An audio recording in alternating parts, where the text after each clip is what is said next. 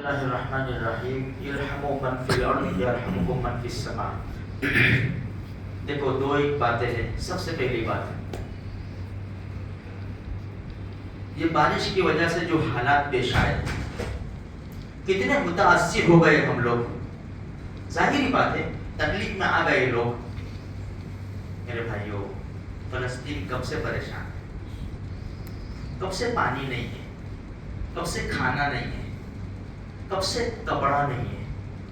دیکھا 2-3 دن کے اندر ہمارے حالات متغیر ہو گئے، ہمارے چہرے بدل گئے نقصان پر۔ ہمارے گھر بہنے گئے، ہمارے گھروں میں پانی گھسا، نقصان ہوا تھوڑا سا۔ ان کے تو گھر اللہ کی رضامندی کے لیے تہس نہس ہو گئے، ہزاروں جانیں چلی گئی۔ ہم میں سے بہت کم جانی نقصان بھی بہت کم ہوا، 40,000 سے زیادہ جانیں ابھی چلی گئی۔ ایک تو یہ بات ذہن میں رکھے۔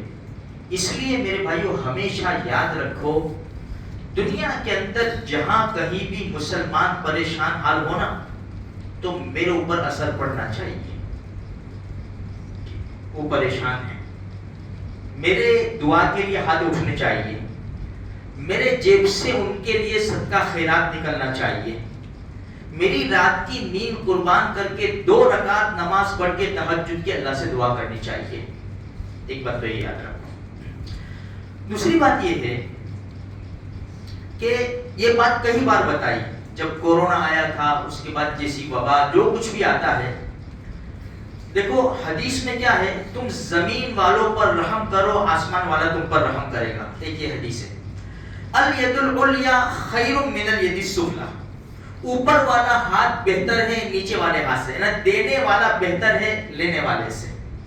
فضیلت بتائی گئی قرآن میں، الذین ينفقون اموالهم باللیل والنہار سرا وعلانیۃ فلہم اجرہم عند ربہم۔ بڑی عجیب خوشخبری دی ہے۔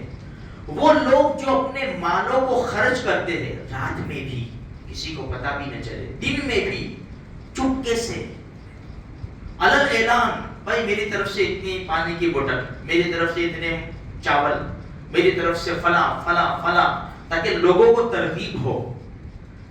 سرًا وعلانیۃ، جو اس طرح خرچ کرتے، فلہم اجرہم عند ربہم، بڑی زبردست خوشخبری ہے کہ ان کے لیے ان کے رب کے پاس اجر ہو گیا۔ ولا خوف علیہم ولا هم یحزنون، نہ ان پر کوئی خوف نہ غم۔ مثل الذین ينفقون اموالهم ابتغاء مرضات اللہ، جو لوگ مال خرچ کرتے ہیں اللہ کی رضامندی کو تلاش کرنے کے لیے۔ میرے مسلمان بھائی، مسلمان نہیں، اللہ کی مخلوق ہے، سب اللہ کے بندے ہیں، کوئی اللہ کو مانے کہ نہ مانے، لیکن اللہ کے بندے ہیں، متاثر ہو گئے ہیں، ان کے پاس کھانے کو کچھ نہیں ہے، پینے کو کچھ نہیں ہے، چلو اللہ کو راضی کرنے کے لیے ان تک سامان پہنچاؤ۔ ان کے لیے بھی بڑی خوشی۔ چند آیات ہے قرآن کریم میں، حدیث پاک میں۔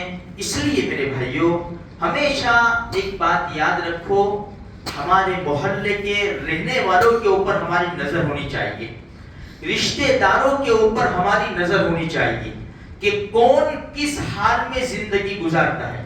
دیکھو ایک تو محتاج ہمارے پاس آوے اور ہم دے، کوئی کمال کی بات نہیں ہے۔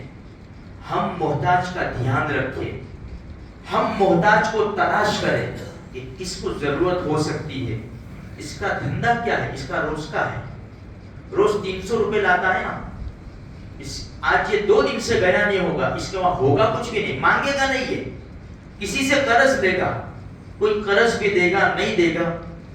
اس حالات کے اندر یہ دھیان رکھو، بہت بڑی نعمت ہے۔ دیکھو یہ بہت بڑی نعمت ہے، جو غریب ہیں، مشہور غریب ہیں، ان کے وہاں تو پہنچ جاتا ہے، لیکن یہ طبقے کے اوپر خاص خیال رکھو۔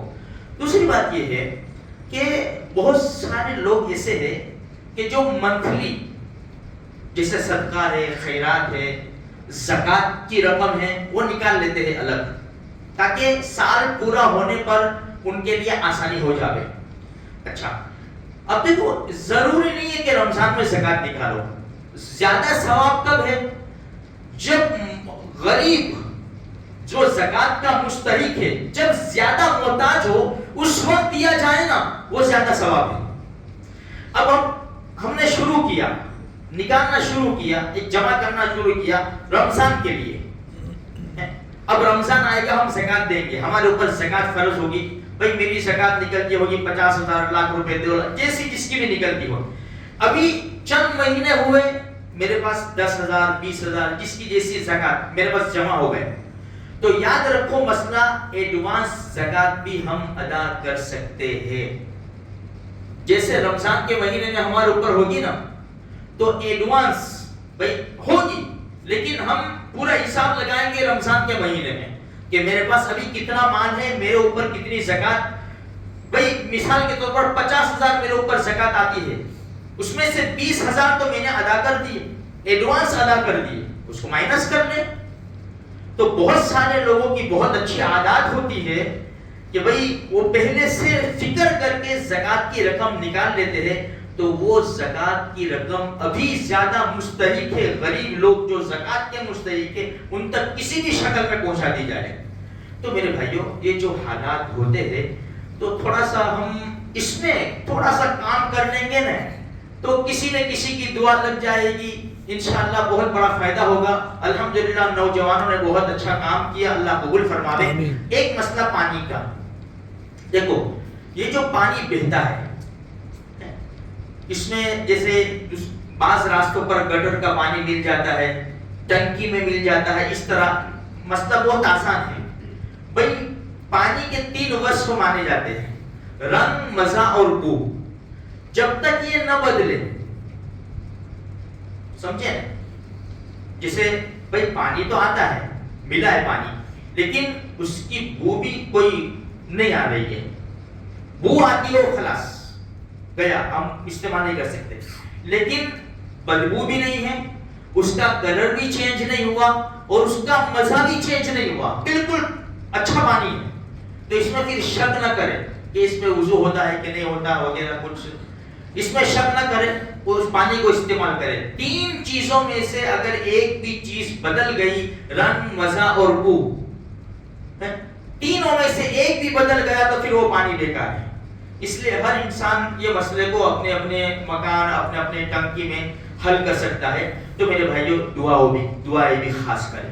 دیکھو یہ اللہ کا ایسا سمجھو کہ عذاب ہے ہمارے گناہوں کی پاداش سے, کہ جب بارش, اس سے پہلے میں نے بتایا تھا, اس لیے میں بارش کی بات نہیں کرتا, کہ جب بارش مقدار سے بڑھ جائے نا تو بھی اللہ کا عذاب, مقدار سے کم ہونا تو بھی اللہ کا عذاب. تو یہ حالات ایسے ہیں کہ اس سے زیادہ نقصان بھی ہوا ہے.